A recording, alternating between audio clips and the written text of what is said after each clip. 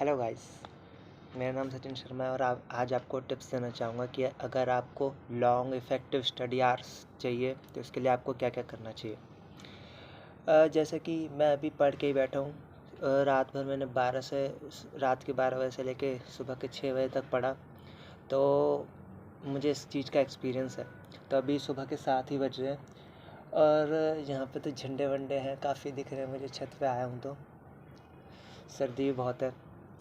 और इसके साथ साथ आज जय श्री राम 22 जनवरी 2024, तो आज राम मंदिर का उद्घाटन भी है। तो जैसे कि वीडियो पे वापस चलते हैं टॉपिक पे। तो जैसे कि मैंने बोला था कि आपको लॉन्ग स्टडी इफ़ेक्टिव आवर्स कैसे चाहिए, तो उसके लिए सबसे पहले आपको ये डिसाइड करना पड़ेगा कि आपके घर में सबसे कम लोग कब रहते हैं। सबसे कम लोग कब रहते हैं। अच्छा चलिए ठीक है, मान लीजिए किसी के घर में जॉइंट फैमिली होती है तो उसमें ज़्यादा लोग रहते हैं, तो उसमें आपको ये डिसाइड करना पड़ेगा कि सबसे कम एक्टिव कब रहते हैं लोग। क्योंकि होता क्या है, एक्टिव का मतलब ये है कि वो सोते हैं, किस समय वो सब रेस्ट करते हैं। तो उस आवर को अपने उस जो टाइम पीरियड को है उसे अपने दिमाग में रखिए और उसके हिसाब से अपना शेड्यूल बनाइए पढ़ने का। क्योंकि जितने ज़्यादा लोग होंगे आसपास में उतने ज़्यादा डिस्ट्रैक्शन होगा। और दूसरी टिप्स ये है कि जैसे ही आप पढ़ना चालू कर रहे हो तो अपने फ़ोन को कहीं रख दीजिए।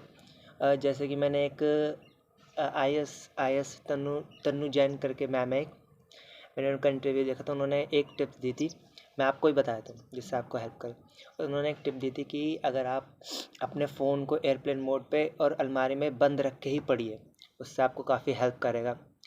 और उसके अलावा तीसरा ये हो सकता है कि जैसे आप बैठे अपने स्टडी टेबल पे, तो एक ऐसी जगह बैठे जहाँ आपको कंफर्टेबल लगे।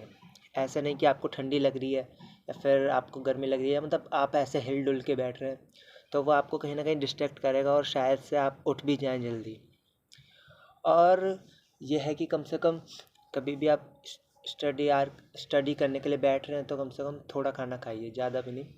और उसका एक आपको वो होना चाहिए, पता होना चाहिए कि अगर आप खाना खा रहे हैं तो आपको ज़्यादा इतना खाना भी नहीं खाना कि आपको नींद आने लगे पढ़ते समय, और इतना कम भी नहीं खाना कि भूख लगने लगे। तो आपको एक बीच में कहीं सेटल तरीके से खाना है। मतलब माना कि इसमें कोई थोड़ा अजीब लग रहा है, कहने में साउंड अजीब कर रहा है, बट ये आपको करना पड़ेगा अगर आपको थोड़ा अच्छे से इफ़ेक्टिव स्टडी करनी है तो। और एक और स्टेप ये है कि आप अपने आसपास में मटेरियल रखिए। मतलब जो जो आपको पढ़ना है सिर्फ वो ही रखिए अपने पास में।